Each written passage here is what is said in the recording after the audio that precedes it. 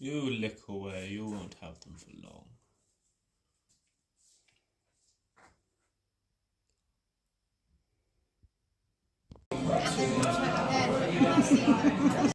Give me a little shake.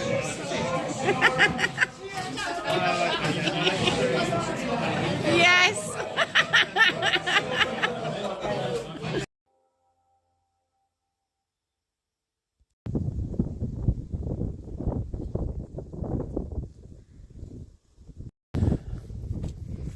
It's the Leo full moon, and I just went and met a friend of mine down at Port de Moulin, which is probably, she was asking me about earth energy lines on the island, and I'm just starting to tune into them. I hadn't tuned into them before, but it's interesting, they've just started to connect with me, because I am a body dowser. I learnt body dowse, or it came through to me, my body tuned into body dowsing doing the Michael and Mary line, the first pilgrimage I did on my own, when I just noticed that I could feel when I was on the Mary line, and then I tuned into the Michael line as well, and I would experiment with it where I would walk the lines and then look at the map afterwards and see if where I'd walked had been on the lines, and it was. And I kept, like, it was almost like a game. I would have friends come and join me for the day, and I'd say what we were going to do, like, we won't check the map beforehand, but we'll check afterwards. And we just found, like, throughout the day we'd have all these amazing synchronicities, and I kept saying, like, can you feel it? Like, we'd walk through villages and it would just tinkle, especially the Mary line just made things really like an Instagram filter, just really tinkly and beautiful, like it always is here. Like, there's such strong energy on Sark. It's a quartz island, so it's just bouncing energy off. It takes quite a while to learn to sleep here, because it's like sleeping on a kind of phone charger or something. Like, there's so much energy bouncing off of it. But yeah, so I tuned into the Michael and Mary lines, and now I'm starting to tune into the lines here. So my friend was asking me about special places, and I was like, oh well, I'll take you to Tintagel, which is the beautiful spot to sit and watch the sunset above Port de Moulin. Port de Moulin in general, there was a beautiful spot. We went to skinny dip, and while we were there, someone else came to skinny dip, and it's the skinny dipping spot. And yeah, women, it seems, are drawn to go there and get naked and go swimming. I'm not going to tell you where it is in case any of the Sark folks start going and spying. But yeah, it was just really beautiful, and we just did a reading and talked lots about where we were at. I have come on my period today, and it's the Leo full moon, and I feel kind of mental. I'm really buzzing. I kind of feel like I'm ready for a fight. I'm having a 5 year this year, so my numerology number for this year is 5, and that's interesting. So last year it was all about the neutral mind, so I have developed a spiritual practice of doing yoga every morning and meditating every morning, which I love, and it's really grounding me, and it was really good last year for supporting me to develop boundaries, and it helped guide me through some really difficult situations where I didn't react in the way that I might have done if it was a 5 year like this year. Because it's interesting, because I don't know whether, you know, I'm always I'm half science, half not, half spiritual, half esoteric.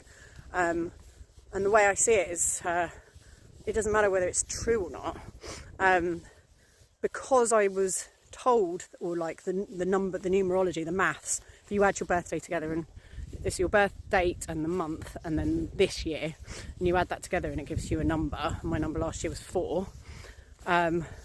Because that was the number I was given for the year, it just meant I reacted differently to things, because I was like, well, I'm having a neutral mind year, so this year I'm going to be really chill, and if anything's disturbing my neutral mind, then it's not right, and I'm going to edit it out of my life. And so it made me really good at that whole, like, you know, cutting things out that no longer serve. It made me be really on it with that. Whereas this year it's a 5 year, and that's an invitation, that's the word, an invitation for me to fight. It's the Aries Mars energy year.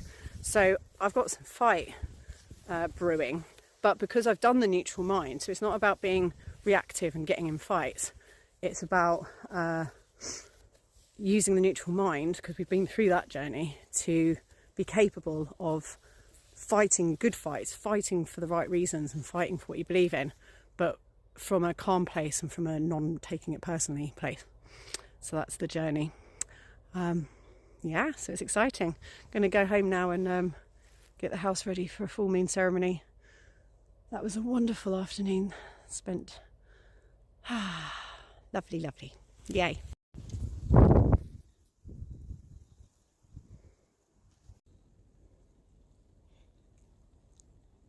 Hi.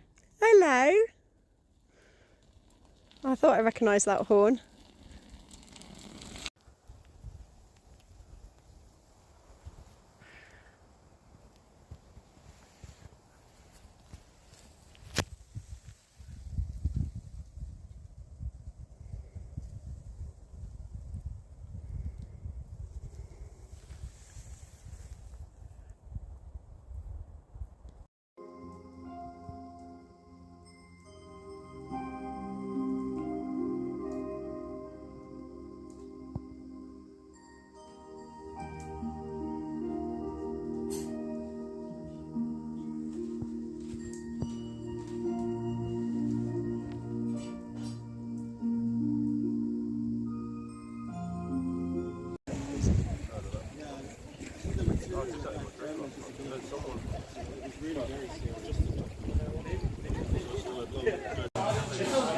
It doesn't, man.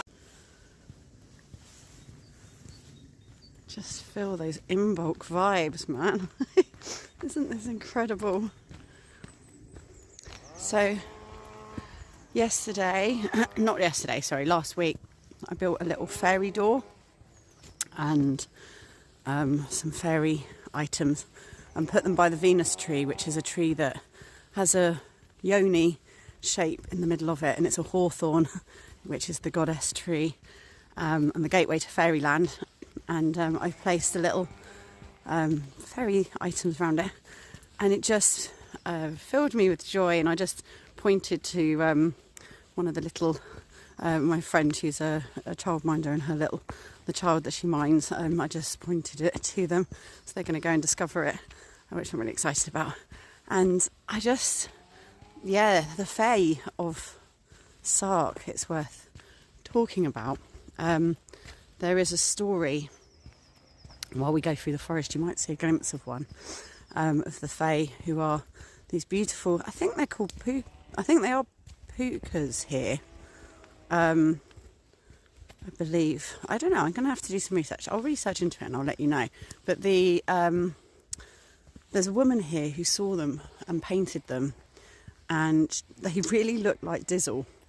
And then there's this story about a road in Guernsey called the Rouge Rue, and the story is that the folk of the Channel Islands, the women, were having sex with the fairy folk and producing these very tall children, and the men got jealous, and so they slayed all of the fairies, and the Rouge Rue was a road that ran with the blood of the fairies.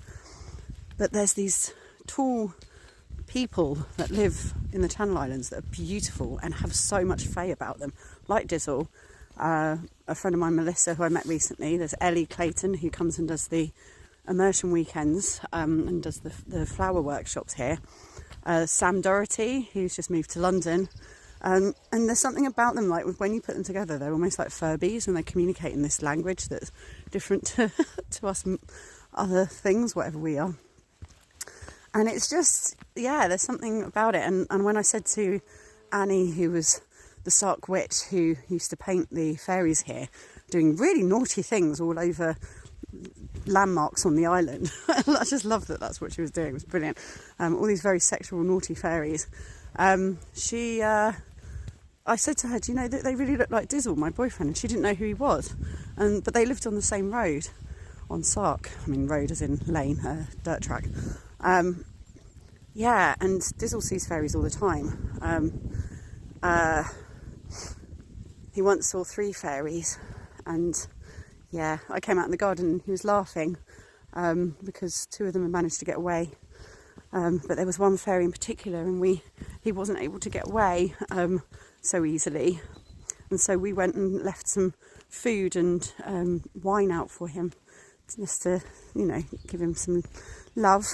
And it was, yeah, I don't know, there's just something so magical about this place. And I'm going to keep making fairy things and putting them around the place, and just adding a bit more mystery and magic, because, I mean, it doesn't need it.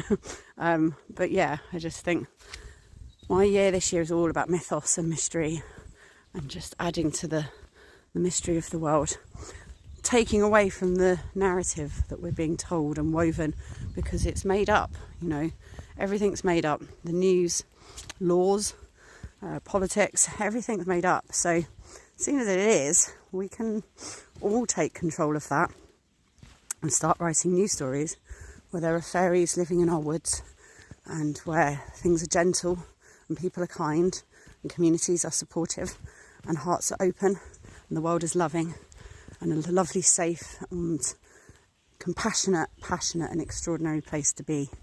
That's what I'm all about. So there's the butterburs, which I'm pretty sure fairies used to make lovely hats out of. And yeah, I'm going to go for a swim.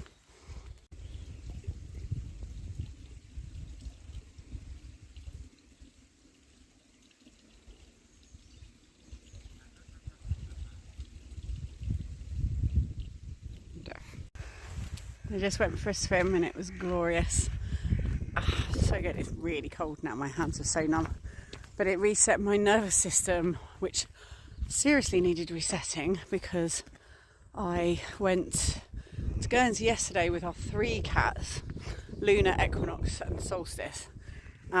Luna's the mum and Equinox and Solstice are her sons, and we needed to get her spayed and then neutered. Is that the right way around? I think so. And it was really stressful. I had 3 hours sleep because we put the boys in the boxes the night before because they're domesticated, and so it was easy. But she's feral, and we knew it was going to be a nightmare. We didn't want to have to try and do all 3 in the morning. But in the night I could hear the boys trying to get out of their boxes and going in and just sort of soothing them and making sure they hadn't escaped. Meant that I only had 3 or 4 hours sleep. And then we had to fight with Luna to get her in the box in the morning, and it was horrible, and we knew it was really stressful for her. It was really stressful for us. It was horrible. We got scratched and bitten, and then we did it. We got there, we got on the ferry, and we got all the way to Guernsey. We dropped them off, and it was a horrible journey for them. You know, they've used to just being in the house, and we've like done all these things. Oh, there's a bike coming, hang on a second. Not meant to be cycling down here, just saying. Yeah, so they had to go on a bike, they had to go on a tractor, they had to go on a ferry, they had to go on a taxi, and they've like only ever experienced our house or gardens. So really unpleasant for them. Put them in for the operation, and I sit down to have some breakfast with Diz, and we're like exhausted, shot to pieces. And literally as I was about to take the first mouthful of food, my alarm went off on my phone saying that I was meant to be opening the Mermaid, because our shifts have all changed round, because our landlady is away, Victoria, and I just had a massive panic attack, like a full-blown panic attack. There was nothing I could do. There was a sea between us, and there was nothing I could do. There was no boats going back to the one that I was on, which got us back at 4. And it was a real, almost like a claustrophobia panic attack, because I literally physically couldn't do anything. So then I luckily messaged around all the staff and found Millie, who's a fucking legend, was able to go in. So she went in. So it was like 10-15 minutes late opening the pub. She was there all day, no customers came in at all till later on. But she was fucking great, and then I went and worked in the evening, but I was so tired and so shot to pieces, and was like finding it really hard to do anything because I was just a mess. But yeah, blimey, that was horrific. And so today, going down to the beach, as soon as I stepped foot on that beach, and in the forest as well, just it reset my nervous system, and then made me really reset it by going in the freezing cold sea. So needed. Such an important thing to regulate your nervous system. It makes you more present. Because that's the thing, I was like really not present all day yesterday, and I've been struggling with being present the last week, and I thought it was because I was on my period, like I just come on my period, and it's been a crazy full moon. But yeah, I'm hoping that I can just be a bit more in my presence now. Yeah, it's a funny old thing.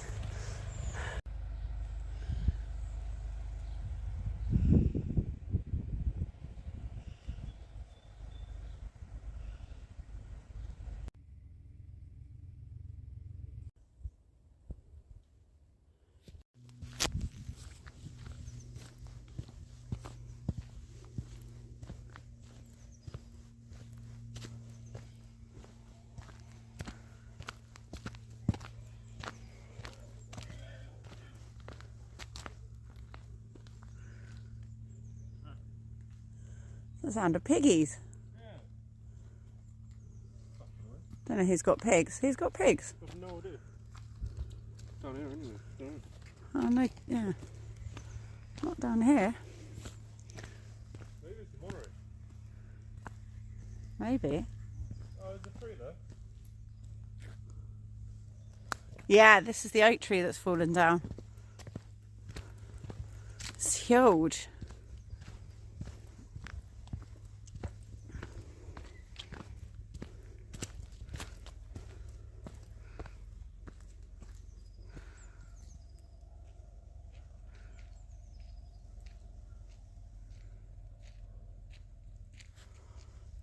I have to climb over it.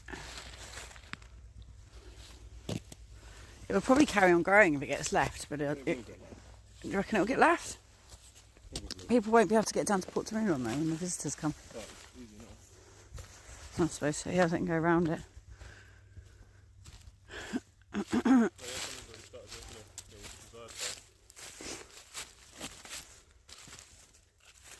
A desire path.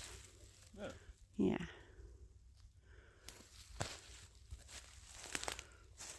Yeah, it's really sad. It's one of the only oak trees as well. These are all sycamores.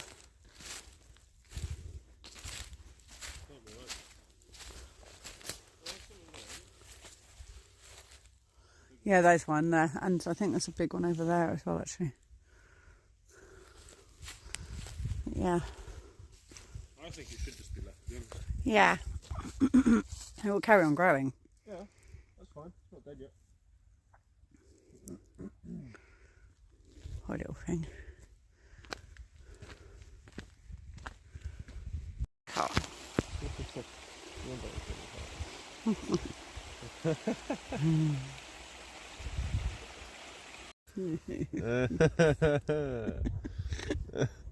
You're funny, man. Yeah. You are funny, man.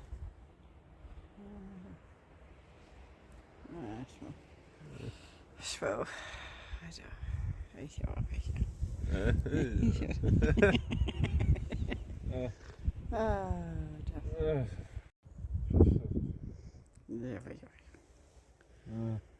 I really, really would like to get in that sea, but I don't have time.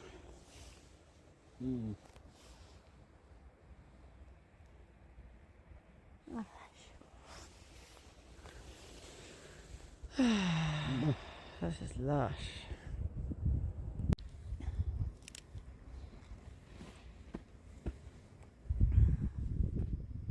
What's going on over there? Rocks. Moss. More little rock.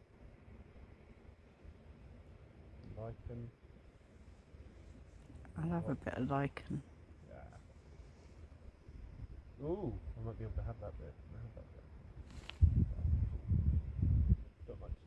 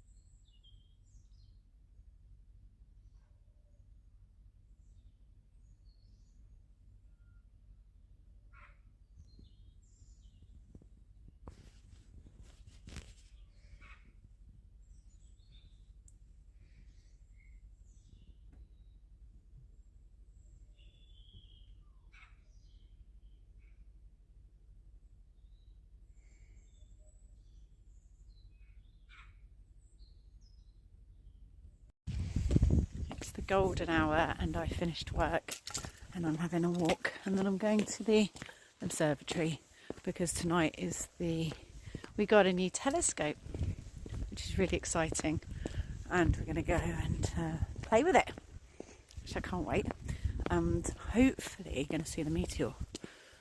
Fingers crossed. But yeah, I've been working at the Mermaid all day and have the evening off, which is unusual. I normally work on the Monday nights, but having a day off, an evening off, because I did the day shift instead. So I'm taking this opportunity to go for a little walk and then make my way to...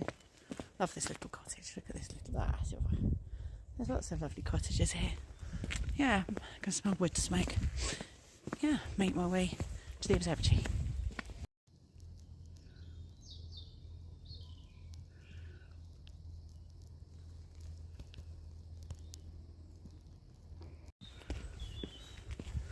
So this is the way to the observatory.